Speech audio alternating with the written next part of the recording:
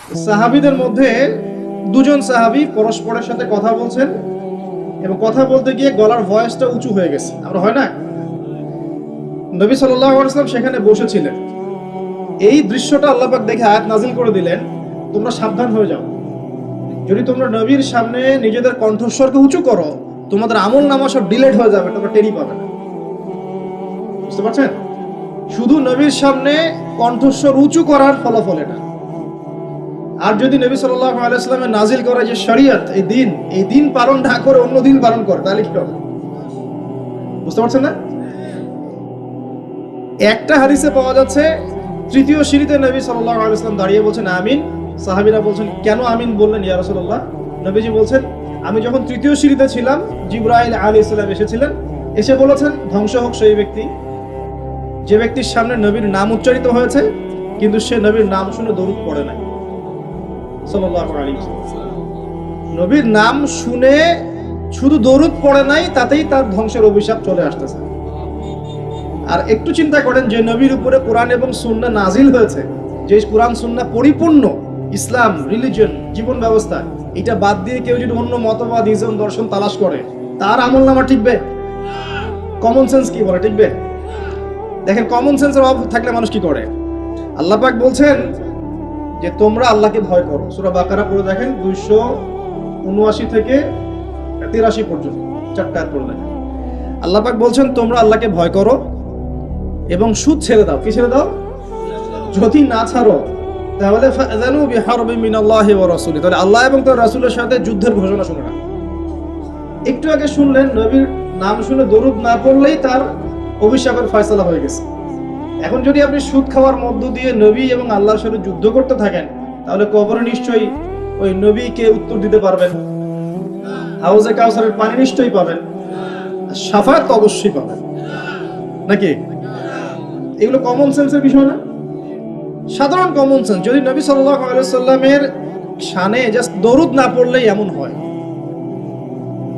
তার কথা সাল্লাল্লাহু আলাইহি ওয়াসাল্লাম তার কণ্ঠস্বরের উপরে গলার ভয়েস উঁচু করলেই এমন ধমক চলে আসে, তাহলে সেই নবীর সুন্নাত, সেই নবীর রেখে যাওয়া দ্বীন ইসলাম, মানে কোরআন এবং সুন্নাহর বাইরে গিয়ে চললে পরকালে আমি পার পাবো, চিন্তা করাটা বোকামি না? এখন যখন আল্লাহ পাক বলছেন যে এখানে আমি সমস্ত বিষয় ব্যাখ্যা করেছি, কোরআন এবং হাদিসে আমি সমস্ত বিষয় ব্যাখ্যা করেছি, এটা দলিল কোরআনে আছে, এমনি এমনি বলছি না কোনো কথাই। সূরা কাহফ খুলে দেখেন 54 নম্বর আয়াত। আল্লাহ পাক বলছেন যে ওয়ালাকাদ সাররাফনা ফি হাযাল কুরআন লিন-নাস মিন কুল্লি মাসাল, আমি এই কোরআনের মধ্যে মানব জাতির জন্য, শুধু মুসলিমদের জন্য না, মানব জাতির জন্য সমস্ত বিষয় ব্যাখ্যা করেছি। আর কিছু লাগবে? দলিল দরকার আছে? এই একই আয়াত সূরা বনী ইসরাঈলের মধ্যেও আছে, একই আয়াত। তো আল্লাহ বলছেন একমাত্র গ্রহণযোগ্য দ্বীন আল্লাহর কাছে কোনটা? বলেন ইসলাম। ইসলাম মানে কি? শান্তি, আত্মসমর্পণ। ইসলাম মানে কি? আল্লাহর সামনে আত্মসমর্পণের মাধ্যমে শান্তি অর্জন করা। কেমন করে? দলিল দিচ্ছি। ইব্রাহিম আলাইহিস সালাম ওই স্ত্রীকে রেখে আসছেন কোথায় বলেন? কাবা ঘরের পাশে, মনে আছে? খাবার নাই, পানিও নাই, আল্লাহ পাক বলছেন রেখে আসতে, রেখে আসলেন। ইব্রাহিম আলাইহিস সালাম কি প্রশ্ন করেছিলেন কেন করব আল্লাহ? এর পিছনে বিজ্ঞান কি? এই হুকুমের পিছনে দর্শন যুক্তি কি? তিনি কি প্রশ্ন করেছেন? আল্লাহ পাক বলছেন তোমার সন্তানকে জবাই করতে হবে। সন্তানকে ডেকে বলছেন ইন্নী আরা ফিল মানামি আন্নী আসবাহুকা, আমি স্বপ্নে দেখেছি আমি তোমাকে জবাই করছি, ফানদুর মাযা তারা, তোমার রায় কি আমাকে বলো। ইব্রাহিম আলাইহিস সালামকে জিজ্ঞাসা করেছেন আল্লাহ এই হুকুমের পিছনে দর্শন যুক্তি বিজ্ঞান কি? একটা মাসুম বাচ্চাকে কেন হত্যা করব? কেন বেচারাকে জবাই করব? একটা প্রশ্ন করেছেন?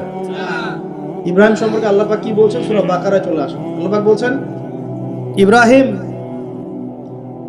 তাকে যখনই কোনো বিষয়ের আদেশ করা হয়েছে, যখনই ইয ক্বালা লাহু রাব্বুহু আসলিম, যখনই তার রব তাকে বলেছেন আসলিম মানে আত্মসমর্পণ করো, ক্বালা আসলামতু লিরাব্বিল আলামিন, তিনি বলেছেন আমি জগৎ সমূহের প্রতিপালক আল্লাহর সামনে আত্মসমর্পণ করলাম।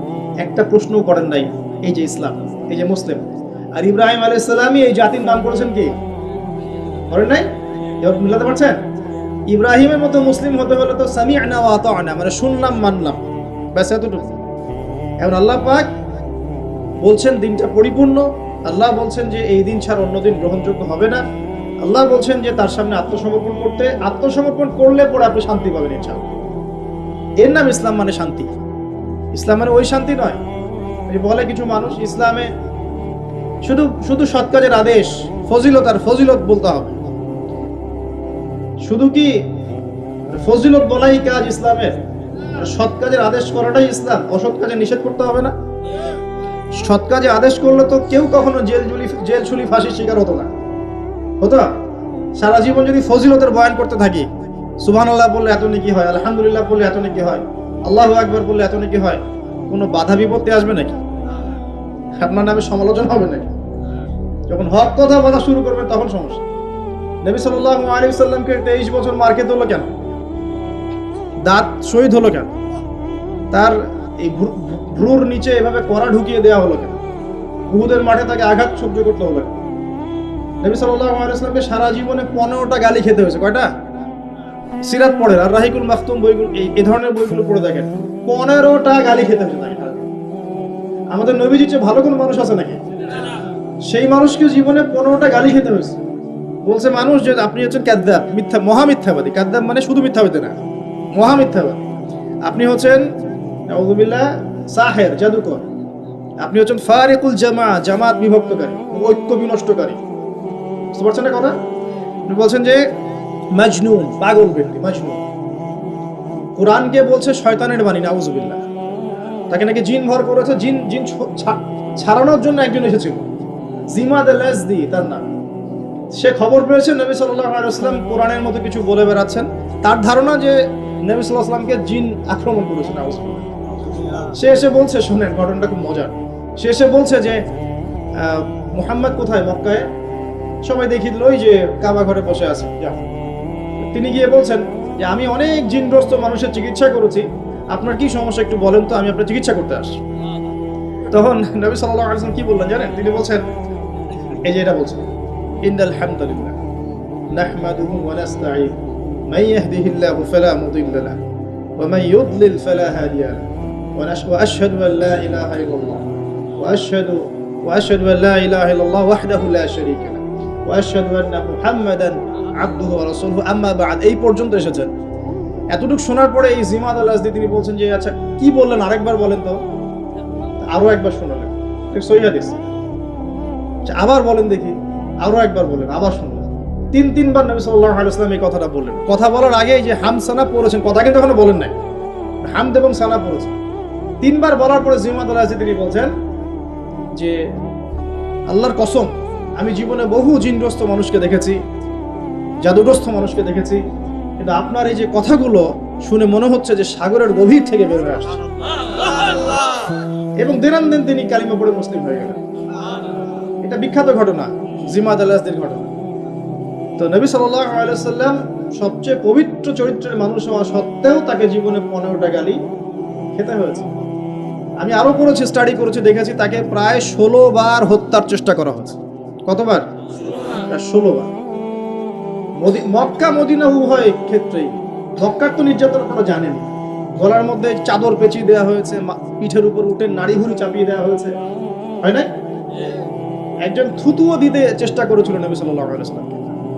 আল্লাহর নবী তখন বদদুয়া করেছিলেন একটা, যে আল্লাহ তোমার জাহান্নামে যে কুকুরগুলো আছে এর মধ্যে একটা কুকুরকে এর পিছনে লেলিয়ে দিও। এরপরে কি হয়েছিল, বহু বছর পরে এই ব্যক্তি সিরিয়ার দিকে গিয়েছে সফর করতে। হঠাৎ রাত্রেবেলা দেখে যে